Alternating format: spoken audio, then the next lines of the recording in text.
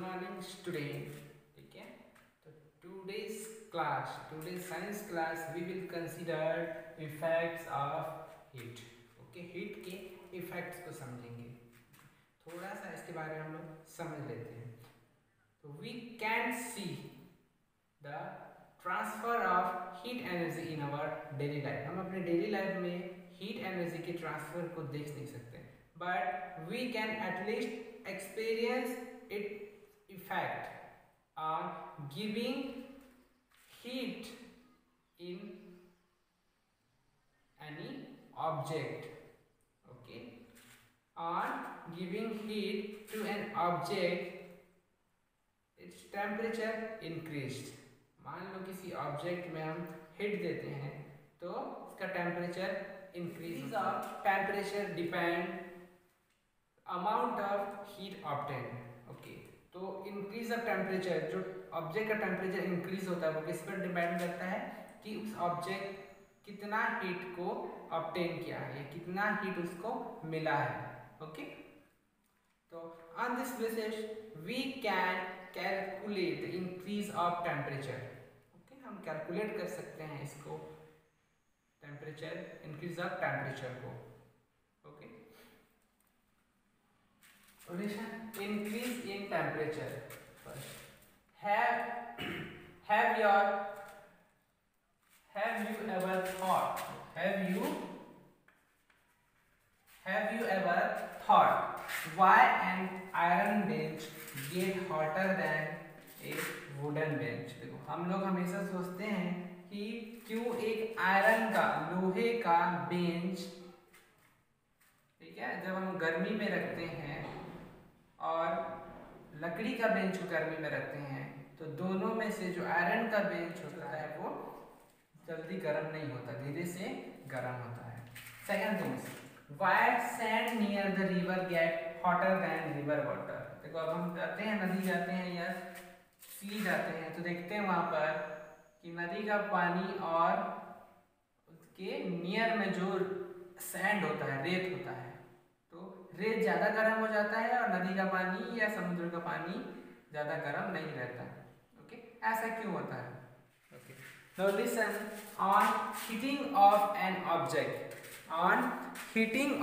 Object, it absorb heat and its temperature increase.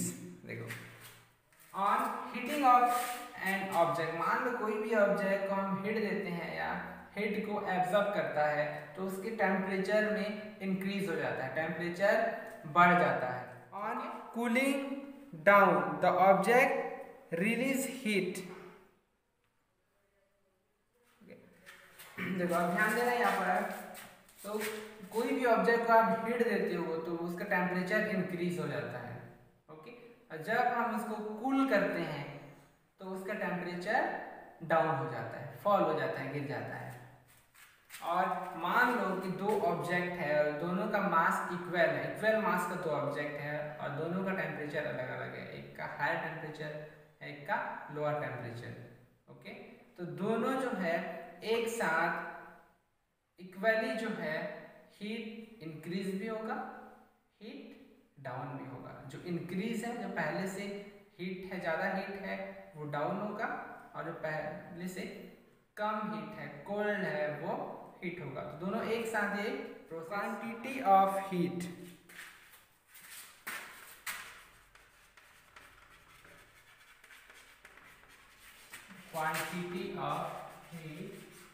heat is denoted as Q. Okay, it is denoted as Q because the unit of it is expressed in coulomb, so we can denote it as Q, capital Q. The quantity of heat Q absorbed. Okay, the quantity of heat Q absorbed and its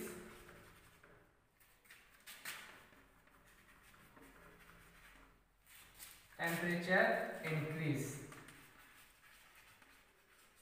मान लो कोई object है, उसमें अगर हम heat देते हैं, एक ठीक है, तो हीट एब्जॉर्ब करके वो ऑब्जेक्ट का टेम्परेचर इंक्रीज हो जाता है।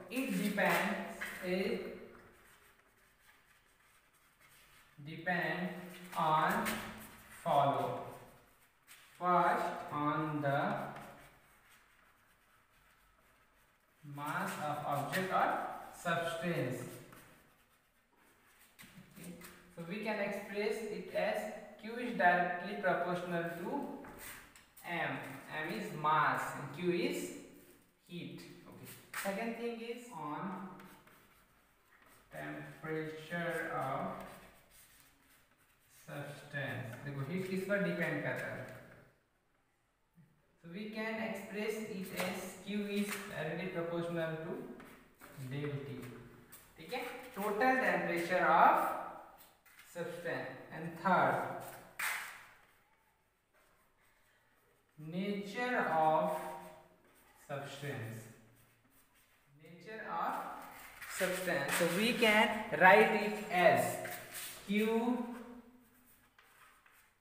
is directly proportional to M del T. Okay, अगर हम यहाँ प्रोपोर्शनलिटी कांस्टेंट को हटा दें तो ये हो जाएगा Q is equal to MS del T, in which S is proportionality constant. S क्या है? S है proportionality constant, जिसको स्पेसिफिक हीट भी बोलते हैं। स्पेसिफिक हीट करना चाहिए। S की value S is equal to, देखो S की वैल्यू अगर हम निकालना चाहें तो ये हो जाएगा, सॉरी ये है Q है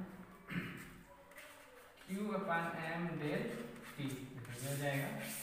ओके, अगर इसका यूनिट चेक करोगे तो कूलाम जूल में लेते हैं हम लोग, जूल, एंड मास को KG into temperature degree Celsius. तो ये हो गया यूनिट स्पेसिफिक हीट का। एस क्या है? स्पेसिफिक हीट या प्रोपोर्शनलिटी कांस्टेंट, स्पेसिफिक हीट। और इसको प्रोपोर्शनलिटी कांस्टेंट भी हम लोग बोल सकते हैं।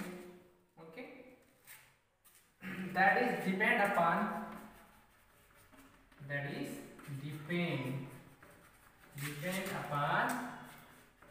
Nature of substance. देखो स्पेसिफिक हीट किस पर डिपेंड कर रहा है? नेचर ऑफ सब्सटेंस, क्योंकि सब्सटेंस का जो ऑब्जेक्ट कौन से नेचर का है। ओके, हार्ड है, सॉलिड है, लिक्विड है, गैस है, कौन सा नेचर का है।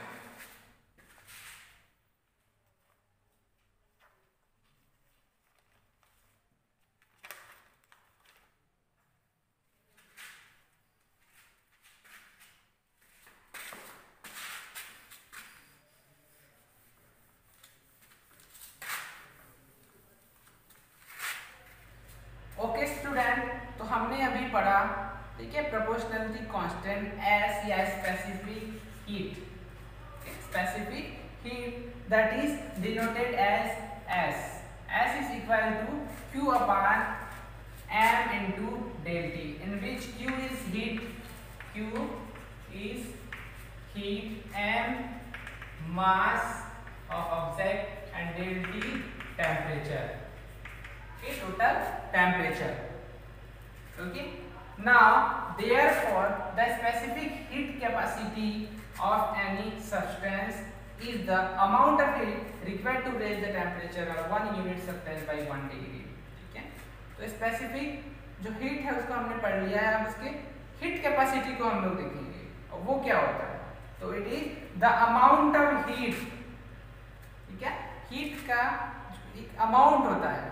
It is the amount of heat required to raise the temperature of 1 unit substance by 1 degree। मान लो किसी ऑब्जेक्ट का टेम्परेचर, यूनिट ऑब्जेक्ट, ठीक है, 1 यूनिट सब्सटेंस है, 1 यूनिट ऑब्जेक्ट है, ठीक है, तो उस ऑब्जेक्ट का टेम्परेचर को 1 डिग्री सेल्सियस बढ़ाने के लिए 1 यूनिक सब्सटेंस है, इसका जो टेम्परेचर है उसको 1 डिग्री इंक्रीज करने के लिए जितने हीट की आवश्यकता पड़ती है, जितना हीट की आवश्यकता पड़ती है, that we call specific heat capacity. Okay. Now the substance with higher specific heat capacity take longer to heat up and to cool down. ऐसा सब्सटेंस या ऑब्जेक्ट जिसका स्पेसिफिक हीट कैपेसिटी बहुत ज़्यादा है वो लेट से गर्म होगा, हीट होगा और लेट से कूल डाउन भी होगा. बट ऐसा ऑब्जेक्ट या सब्सटेंस जिसका स्पेसिफिक हीट कैपेसिटी बहुत कम है वो जल्दी क्विकली हीट होगा और क्विकली कूल डाउन भी हो जाएगा. क्लियर?